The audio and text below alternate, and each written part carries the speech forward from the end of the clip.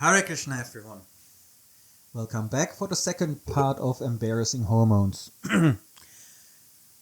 Now, if I talk in the male, from the male body I'm trapped in about female hormones the same way I talked about the male hormone cycle, then I probably get into trouble. It doesn't go down so well, so I'll try to be a little bit more sensitive, even though that's not my nature.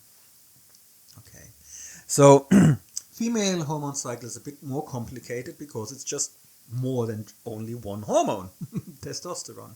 Testosterone is there as well, but we have estrogen and progesterone. I hope I say that in the right way, as well, and that's the main hormones, obviously. And there are different phases of a cycle. We can go into details. You'll find it in the link below if you want to look it up. But you can also just Google it. Probably comes up with all the same things. I just take the first part of the Google search, and that's where I looked into. Okay, so there are different phases of that cycle, as we all know.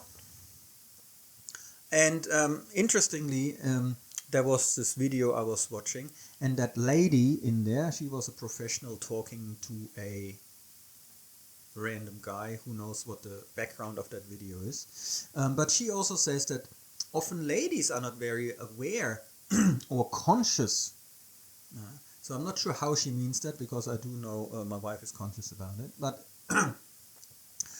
often ladies, maybe even in the material world, outside, are not so conscious about how those hormones affect them. And it's probably quite helpful for men and for a lady to understand that, especially in a relationship, obviously, because they affect our moods quite severely. And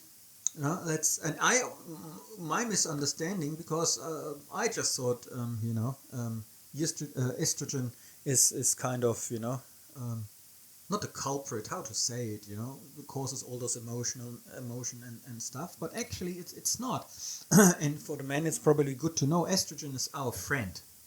Okay, that's the first part, the first half of the cycle. That's when estrogen actually increases in the lady, and that's a good thing, because that is really the good mood, right? The whole purpose is clear. When we're hitting the middle of the month, then obviously that's when the lady can receive a child, and that's where we that's what we can observe. Right? So rising estrogen levels increases the mood. So much so that towards day 11, 12, 13. Ladies, especially when they're in the nesting phase, want to have the first child, and so on. When they're in that phase, they become really affectionate, extremely affectionate towards their husband. So much so that the husband thinks it cannot go any better, cannot get any better. And it's true, it cannot get any better, because then at one stage, day 14, 15, whatever it is, overnight the hormone cycle changes. Estrogen goes down, progesterone goes up, and instead of having this very affectionate wife in the morning, it's gonna be horrible. The whole mood completely flipped, and you think, well, what happened? As a man, it's just like unbelievable. And we have to understand that. And then it recovers a little bit, and then towards the end of the month, estrogen level hits the low, and the lower it is, the lower the mood. Different food, it affects the foods. I don't want to go into details. The foods we crave for different reasons, and so on, but the mood is real low, and we all know that. That can happen towards the end of the month. There are certain days where you don't want to have an argument with your wife. So, knowing that means we can prepare. We can prepare for the storm. if you're able to prepare for the storm, then if you know what to expect, we can arrange our time in a bit more favorable way. Say, it's mentioned that during the first 2 weeks of the month, it's easier to talk about more difficult matters, because the estrogen levels, they help the mood. You can have a more not rational, rational, more a bit more of a serious talk, even though it's maybe difficult subjects, conflicts in the relationship. That's a good time to talk about it. But because the mood is so bad, so good, the man doesn't want to wreck that mood generally, and kind of avoid talking about more difficult subjects. And those difficult subjects, if they're not talked about, they come then up when the mood is on the low towards the end of the month. And that's absolutely not a good time to talk about it, simply because of the mood and the emotions it creates, low estrogen levels and the progesterone and so on. However, the combination works in the proper way. It doesn't allow so much a deep discussion about difficult subjects, because more emotions are involved. The need. The lady has different needs in that phase of the time, that phase of the month. Knowing that, we can arrange our time in a more beneficial way. And again, same person, same brain, same experience, same heart, same everything. Same everything, and then such a big difference, just caused by biochemicals. Not one, not two, but three. But mainly two. Just like that. So are we the body or not? And are we those biochemicals? No. But we're so much influenced by them. So much so that, it can create havoc. If we're not conscious of it, if we know, that if we know the working, if we're observant with our moods during the month, for ladies anyway, then we can prepare, and for the husband as well, for the partner, we know what to expect. We can avoid certain things. We can cater for the needs. Again, what is required? That the husband has full batteries. That's prerequisite. If the husband doesn't have full batteries from nothing box, and if the more the husband is inspired by having his needs fulfilled, the more he's capable.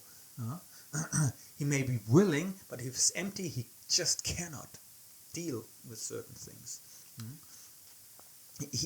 So the more the batteries are charged, the more he will be able to cater for the needs, for the changing needs of his wife during that time of throughout the whole month.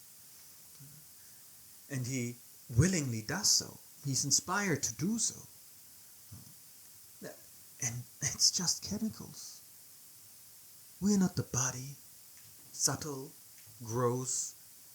And those chemicals, what are they? They're just tiny aspects of our body, and we're so taking our moods so seriously. Our desires, we take it so seriously, as a man and as a woman. And so many of those desires and moods are simply, you can almost say, injected to us by those biochemicals. Isn't that embarrassing? It should, this realizing that, or being just a bit conscious of that, should really increase our mood of calling out to Krishna.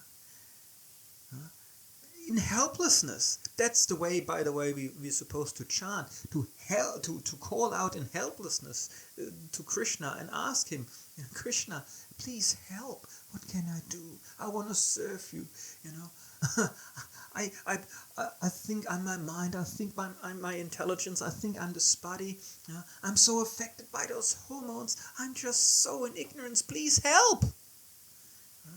This embarrassment helps us to develop humility. And without humility, we're not able to chant the holy name. Trinada Pisanichena. We have to be in that humble state of mind. That's maybe why I decided to put that little aspect in, because when we're aware of it, and you can look into it more deeply if you so desire, it's embarrassing. We have so much spiritual knowledge, well, but we're still so affected by all those things, right? Men and women alike, doesn't matter. And it's an embarrassment. And that really should encourage us to call out to Krishna for help, to deepen our chanting, deepen our practice, so that we can transcend those embarrassing hormones. And it simply shows how much more work we have to do in our own heart, because we all are affected by those things. We all are in that same ignorance. So I hope that brings it out a little bit more. And then we're going to talk about lust in the different modes of nature. Only briefly again. Just as a little bit of food for thought. And then finally, we will talk about the big misunderstanding. Thank you very much. Hare Krishna.